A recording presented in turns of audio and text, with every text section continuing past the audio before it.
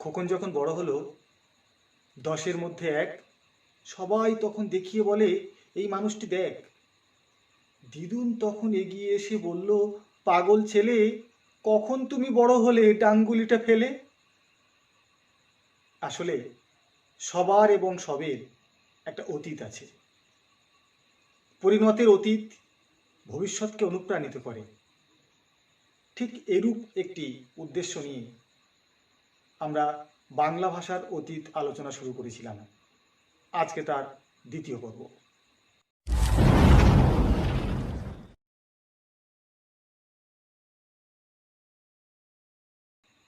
আজকে আমরা আলোচনা করব পৃথিবীর প্রাচীনতম ভাষাবংশ ইন্দো ইউরোপীয় ভাষাবংশকে নিয়ে।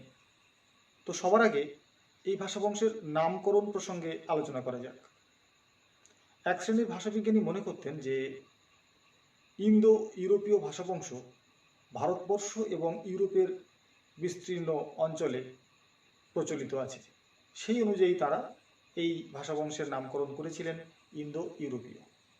কিন্তু জার্মান ভাষাবিজ্ঞানীরা, বিশেষ করে লেমন, এনারা দাবি করেন যে এই ভাষাবংশের নাম হওয়া উচিত ইন্দো জার্মানিক। তার কারণ, একদিকে ইউরোপ আর অন্যদিকে একটি দেশের নাম হবে কেন? তারা এটাও দেখান যে ভারতবর্ষ ছাড়া এশিয়ার অন্যান্য দেশেও এই ভাষাবংশের ভাষা প্রচলিত আছে। সেই দিক দিয়ে বিচার করলে এই ভাষাবংশের নাম হওয়া উচিত এশিয়া ইউরোপীয় বা ইউরো এশীয়। আবার যদি এটা ধরা যায় যে ভারতবর্ষ হলো এই ভাষাবংশের বিস্তার ক্ষেত্রের একটি অংশ, অর্থাৎ দক্ষিণ পূর্ব অংশ, তাহলে অপোজিটে বা বিপরীত দিকে উত্তর পশ্চিম অংশ আইসল্যান্ডের কথা বলতে হবে, ইউরোপের সবথেকে প্রান্তীয় অংশ। এই আইসল্যান্ডের ভাষা জার্মানিক ভাষা। সেই অনুযায়ী তাহলে এই ভাষাবংশের নাম হওয়া উচিত ইন্দো জার্মানিক। যদিও ইন্দো ইউরোপীয় অপেক্ষা এই নামকরণটি অধিকতর গ্রহণযোগ্য, কিন্তু ত্রুটিমুক্ত নয়। তার কারণ, একদিকে ইন্দো অর্থাৎ ভারতবর্ষ একটি দেশের নাম, অন্যদিকে জার্মানিক একটি ভাষাবংশের শাখার নাম। ভাষাবংশ বা ভাষা অনুযায়ী যদি এই ভাষাবংশের নামকরণ হয়, তাহলে দুটি প্রান্তের প্রাচীনতম ভাষা বৈদিক এবং জার্মানিক ভাষাকে নিয়ে বৈদিক জার্মানিক হওয়া উচিত ছিল। আবার যদি দেশের কথা বলা হয়, তাহলে ওদিকে আইসল্যান্ড আর এদিকে ভারতবর্ষ, তাহলে ইন্দো আইসল্যান্ডিক হওয়া উচিত ছিল। কিন্তু এই আইসল্যান্ডিক এখন অন্য একটি ভাষাবংশের ভাষা, ফলে সব দিক দিয়ে একটা সমস্যা আছে। এই বিতর্কের অবসান প্রকল্পে একটা কথা বলা যায় যে যদি আমরা আর্য ভাষা নামকরণ করি, তাহলে সমস্ত বিতর্কের অবসান ঘটে। এই প্রসঙ্গে একটা কথা বলার যে আর্য এই শব্দটাকে কেউ কেউ একটা জাতিকে মনে করে, কিন্তু ম্যাক্স মুলার সহ এক শ্রেণীর বিশিষ্ট ভাষাবিজ্ঞানীরা মনে করেন যে আর্য একটি ভাষারই নাম। এই আর্য শব্দটা যারা ইন্দো ইউরোপীয় ভাষাবংশ থেকে একটি গোষ্ঠী, যারা ইরান এবং ভারতবর্ষের দিকে আসে, এনারা নিজেদেরকে আর্য বলে দাবি করত। পরবর্তীকালে এই শব্দটির অর্থের বিস্তার হয় এবং গোটা ইন্দো ইউরোপীয় ভাষাবংশটির নামকরণ করা হয় আর্য ভাষাবংশ। এই শব্দটি অধিকতর গ্রহণযোগ্য। ইন্দো ইউরোপীয় বা মূল আর্য এই ভাষাবংশের নাম যাই হোক না কেন, এই ভাষার প্রাচীন রূপ বা কোনো প্রত্নলিপি কিন্তু পাওয়া যায়নি। ফলে এই ভাষার প্রাচীন রূপটি কেমন ছিল সেটাও জানা যায়নি। ফলে কি করা হলো, এই ভাষা বংশ থেকে জাত যে প্রাচীন ভাষাগুলি, যেমন বৈদিক ভাষা বা বৈদিক সংস্কৃত, আবেস্তীয়, গ্রিক, লাতিন বা গথিক, এই সমস্ত ভাষাগুলির তুলনামূলক আলোচনা করে একটি প্রমাণ গঠিত রূপ খাড়া করা হয়েছে। এর নামকরণ নিয়ে যেমন সমস্যা ছিল, তেমনি সমস্যা ছিল আদি পীঠস্থান নিয়ে।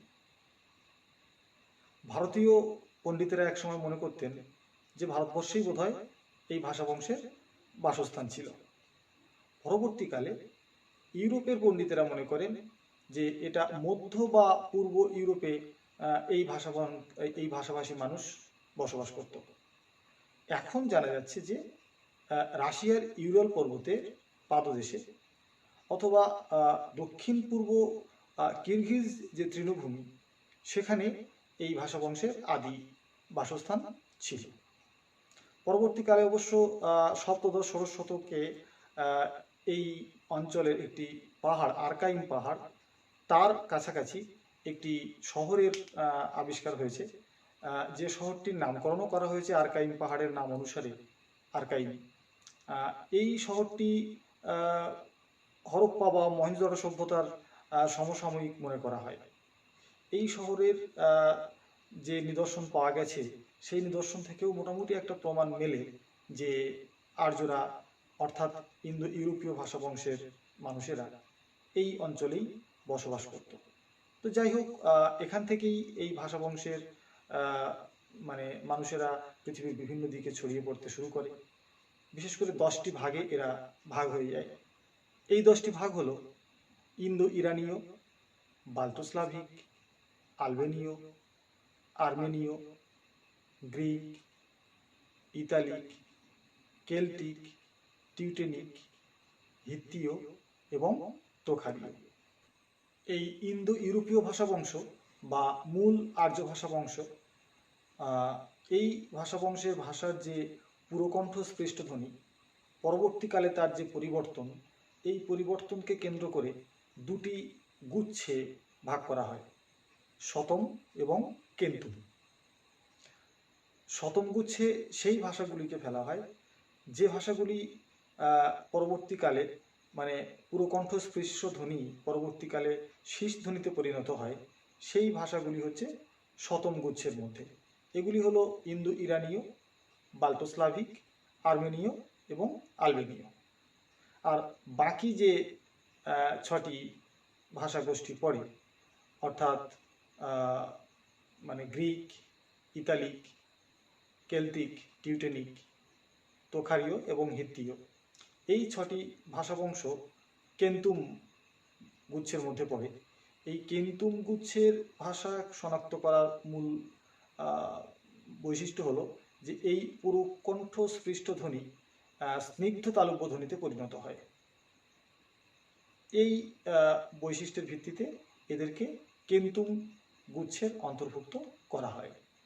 এবারে আমরা আলোচনা করব ইন্দো ইউরোপীয় ভাষাগোষ্ঠী যে 10টি শাখায় বিভক্ত হয়েছিল সেই শাখাগুলো নিয়ে।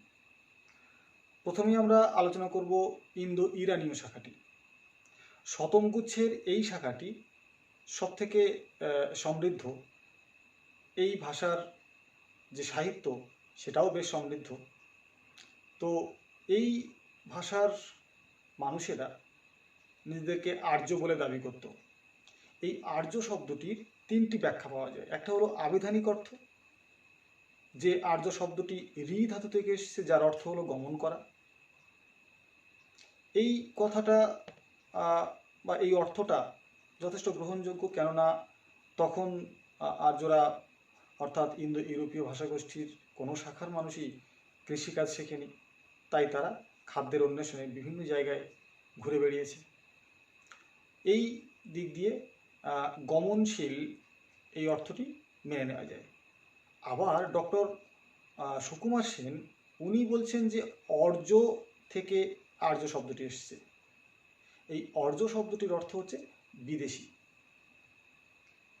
যদি সেই কথা বলা হয় তাহলে ইরান হোক বা ভারত, এরা তো কোনো দেশেরই আদিবাসিন্দা নয়, ফলে এরা অন্য কোনো অঞ্চল থেকে, অন্য কোনো দেশ থেকে এসেছে, সেদিক থেকে এদেরকে বিদেশি বলাই যেতে পারে। আবার ঋষি অরবিন্দ আরেকটি মত পোষণ করছেন। উনি বলছেন অর থেকে আর্য শব্দটি এসেছে, আর এই অর শব্দটি হলো সংগ্রামী অর্থে ব্যবহৃত হয়, অর্থাৎ আর্যরা সংগ্রামী। হ্যাঁ, এটিও মেনে নেওয়া যায়, কেননা যখন সভ্যতার এই উন্নয়নের প্রসঙ্গ আসেনি, তখন বিভিন্ন পশু পাখি তাদের বিরুদ্ধে তাদের সংগ্রাম করতে হয়েছে।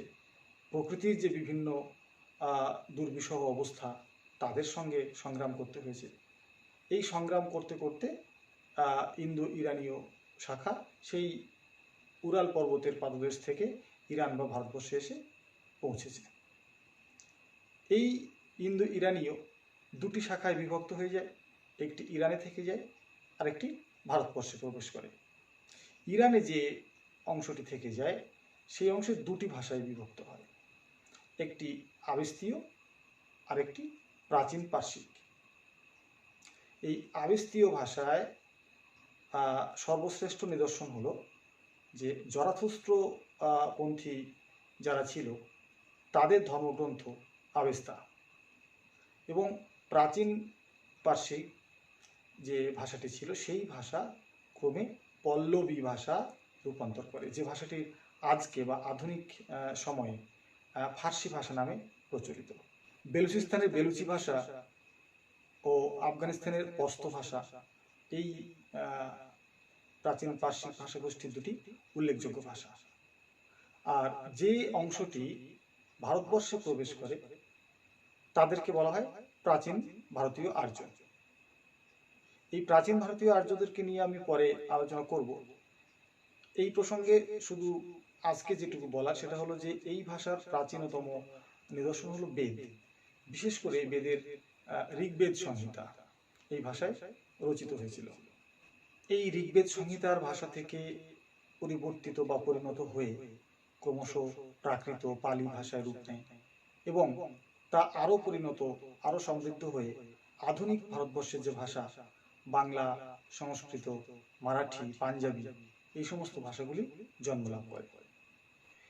এবারে আমরা আলোচনা করব বাল্টোস্লাভিক শাখাটি নিয়ে।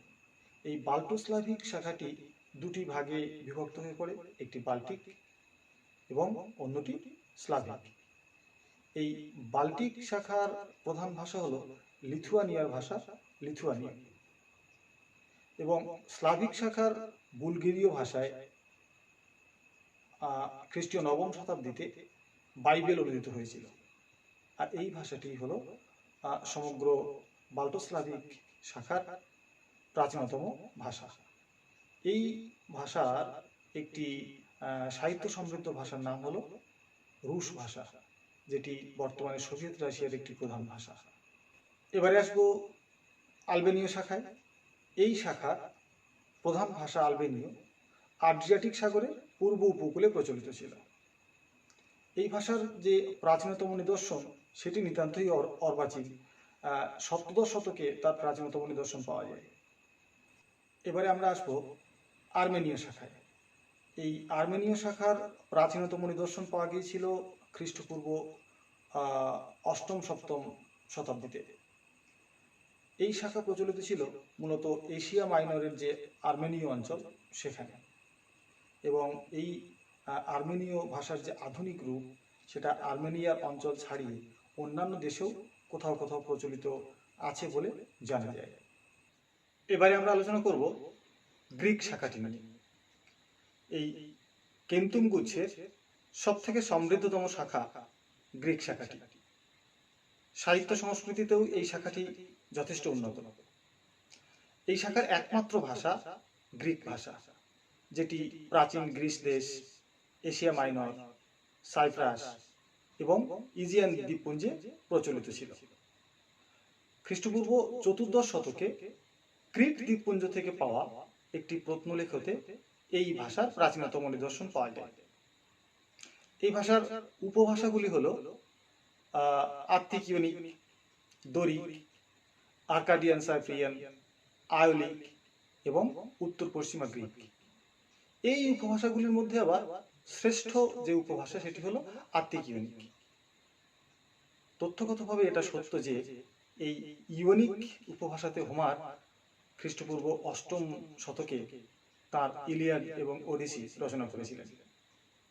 এছাড়া গ্রিসের যে গ্রিক ভাষায় যে ক্লাসিক্যাল সাহিত্য দেখতে পাওয়া যায় বা আমরা জানতে পারি, সেই ক্লাসিক্যাল সাহিত্য কিন্তু রচিত হয়েছিল আত্তিক উপভাষাতে।